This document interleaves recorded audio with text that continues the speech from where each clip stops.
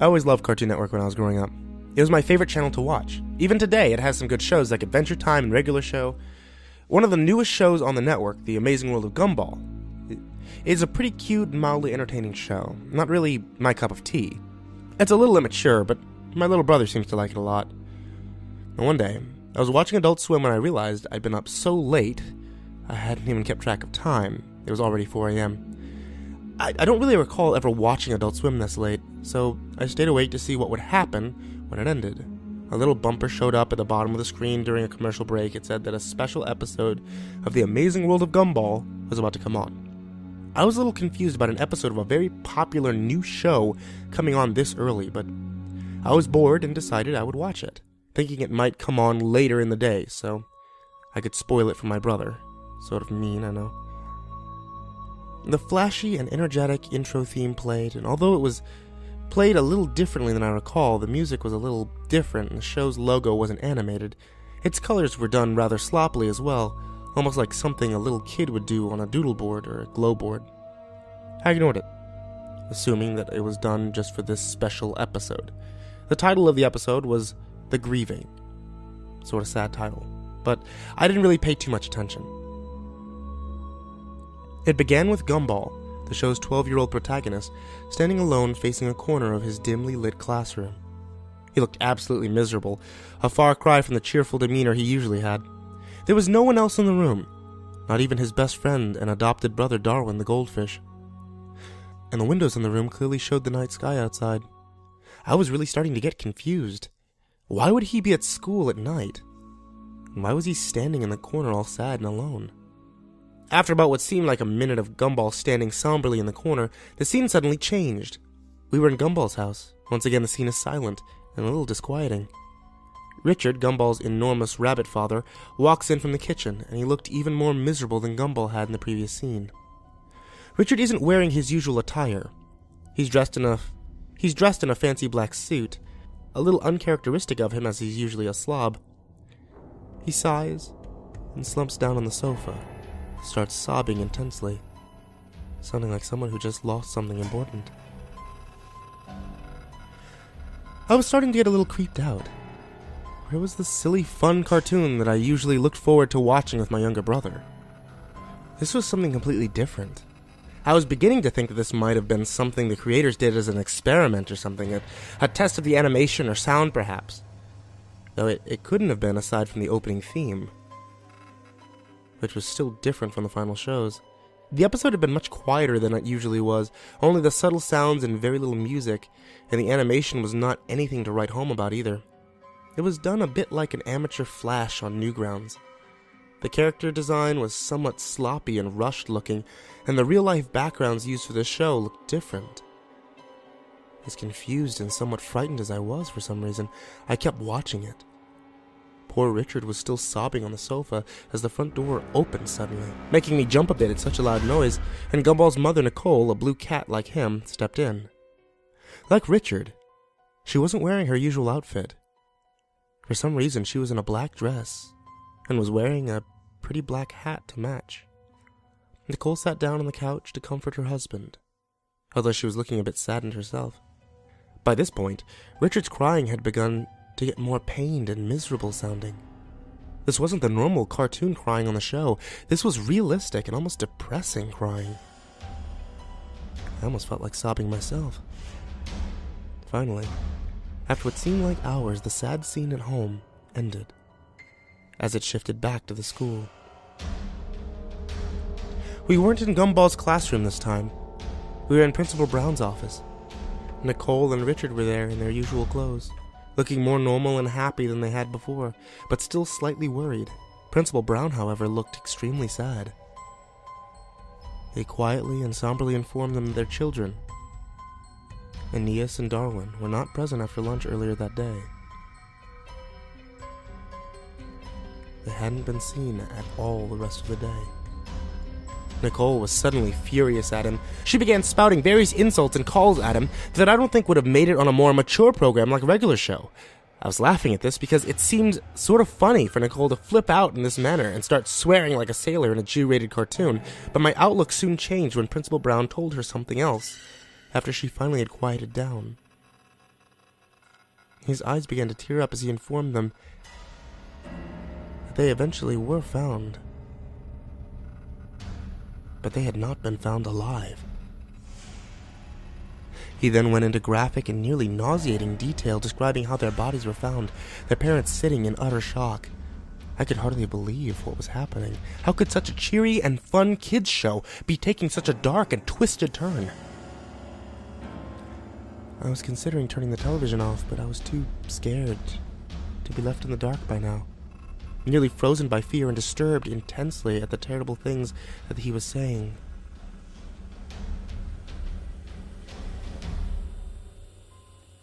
Another flashback. The scene was earlier that day, and the animation in this scene was even worse than earlier. They said it was very uncharacteristic of both Darwin and Aeneas to go skipping school like delinquents. Darwin was a little naive and a bit ditzy, but he was a good kid, and wouldn't have even dreamed of doing something like that. And Aeneas was even less likely to run away. She was a straight-A student, despite being only 4, which also troubled the police, seeing as a defenseless 4-year-old girl was missing, as well as an older boy. The school had been thoroughly checked, so the police started to search the heavily wooded area outside of the school. It took little time for the police to discover the horrifying fate of Aeneas. In a small clearing outside of the school, her head was found in a small box. You likely would have expected something like that to be shown in a show's cutesy art style, but it was nothing like that at all. Realistic blood covered the box inside and out, while her head was done in a normal style, but was drenched in blood and some other fluids. Not all of them hers, apparently. There was a note in the box, seemingly written in her blood. It was never stated during the episode what exactly was written on the note, but apparently led to the rest of her remains, and Darwin's heavily mutilated corpse. What I remember most about this scene was how out of place it seemed. All the blood and gore from Darwin and Aeneas' slaughtered and dismembered remains were done in a very realistic and disturbing way. It looked like the scene had been taken from a crime scene photograph done by professionals, not something from a cartoon. The way the scene was animated was different from most of the show as well. You may know that characters from the series are done in vastly differing animation styles, from flash animation to CGI, and I think that there's even a character done by somebody putting their chin upside down to make a face. This particular scene wasn't like anything I'd ever seen in the show before. Every little detail on Darwin's face was clearly illustrated. He looked like a little like a zombie. His face was very pale. His eyes had been gouged out by someone. Aeneas fared no better, or what was left of her anyway. Her stomach had been torn open. Her intestines were strewn around the trees and bushes in the woods, done once again in a very morbid and realistic style.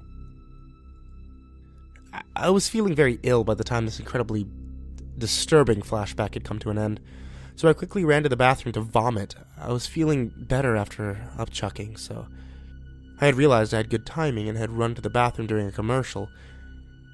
It was then that I had noticed that the show had been running twice as long. It usually ran for 11 minutes, but this episode was running for about 30. By then, I was wondering if there was any information on the Grieving on IMDb or something, so while the commercials were still playing, I looked up some information about the episode on Google. Nothing came up. No information remotely similar to the plot or name of this episode existed anywhere. Now, incredibly scared and wondering if anyone else was watching, I quickly dialed my brother Larry and asked him to turn to Cartoon Network to see if he was seeing the same shit that I was. He was pretty mad that I woke him up at this hour. But he's a nice guy, and he told me that he would see for me. I thanked him and stayed on the line as the show came back from commercial break. The scene had thankfully panned away from the horrific sights of the mutilated children and was back to the principal's office. I asked Larry if he saw some cartoon animals talking or crying, since that's what they were doing on my TV, and to my surprise, he said that he saw nothing like that. Instead, it was a rerun of an old Looney Tunes short. In an utter shock, I dropped the phone and ran over to the TV to turn it off. As hard as I pressed the button, it would not let me shut it off at all. I tried every single button, and none of them did a thing. I tried unplugging the whole thing as well, and nothing worked. The TV stayed on no matter what. Larry had hung up, assuming that I was playing a joke or something, I guess. And I was alone once again. My door was locked from the outside somehow, and the door to my bathroom was now locked as well. It seemed that I had no choice but to call the police since my other family members were gone that night. It's the reason I could stay up so late after watching Adult Swim in the first place.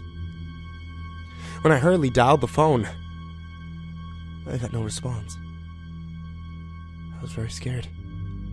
I had no choice but to finish the episode. I turned on all the lights in my room, got under the covers, hiding like my little brother does when I make him watch scary movies with me. I'd apparently missed a bit, but Gumball's parents were still talking to Principal Brown, so not that much. Nicole was asking him if Gumball was alright. He looked slightly confused and shocked for a moment and explained to her that he thought Gumball was out sick today and he had spent the day at home by himself with the stomach bug. Nicole screamed and wailed while Richard quietly told him, in a very out-of-character voice, that they thought Gumball had gotten on the bus this morning. But it didn't seem that way. The police were called once again to search the building and the small forest outside. They had found him in Miss Simeon's class, hanging by a noose with a blood-covered knife behind him and blood covering his clothing. The episode ended with a shot of Gumball's dead body hanging there in the corner, fading to black. The credits rolled silently, not like the usual way Cartoon Network annoyingly airs a promo that squishes half the screen. Those credits rolled unusually slow. And they weren't that fun to watch either. A little creepy, just plain white text rolling on a black background. I only recognized the name of the creator of the show. The rest were people I'd never heard of. The copyright notice at the end said copyright Cartoon Network Studios 2001, which was incredibly odd seeing as the show was new for 2011. After all that was over, the screen went to static for a split second, during which some incredibly creepy and shocking video clips were shown between static intervals. I can still remember them very clearly. The first was a picture of a person in a plague doctor outfit. Those always scared me for some reason, and the way the person in the suit was filmed was just as bad. A red light, something that freaked me out incredibly, was shown over the clip. The next was what seemed to be a video being played very quickly over and over again of a kitten's face being squashed by a woman wearing high heels, which was strange because a so-called friend of mine was sent a picture yesterday of a cat being killed, similar to the kittens in the video. The last one was the one that disturbed me the most and made me want to both cry and vomit my guts out. It was my little brother, or at least a small child who looked very similar to him, being shot right in the face by a person who looked like my father. You could clearly see the child's blood splatter on the wall, and I began to sob uncontrollably after that traumatizing clip. So much so that I passed out.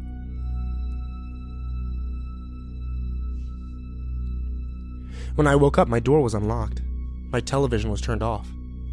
I went to go call the police on the home phone in my kitchen and report that I'd seen some very disturbing things on TV and that my door had been locked. When they arrived, they could find nothing like what I remembered from earlier this morning. My internet history had been cleared. They were angry at me and just assumed that I had a bad nightmare, when I was sure that I hadn't. Thankfully, one of the officers felt bad for me and took me out to a small diner so I could recollect my thoughts. At the diner, I remembered that my family was out visiting my aunt, and they were supposed to be back by noon or so.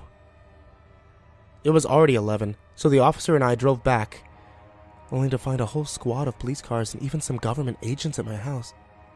They explained to me that my little brother was missing,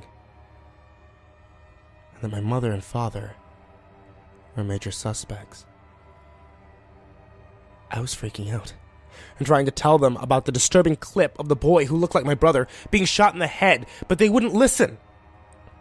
I stayed with my older brother, Larry, who wouldn't believe me either, still insisting that all he saw was an old Looney Tunes cartoon and nothing at all creepy or weird. The cops eventually told me they would contact Turner Broadcasting and tell them about the incident. A representative of Turner Broadcasting came to my cousin's house to talk to me in private about what I had seen and experienced that night. He was very kind. but it all seemed a little like some sort of front. After I could tell him all I remembered, he agreed to play back that day's programming from when the incident with the disturbing Gumball episode had occurred. And to my shock, all that was airing at that time was an old Looney Tunes short. Nothing more, nothing less. I hysterically sobbed and moaned that what I had experienced and seen was completely real, but no one listened.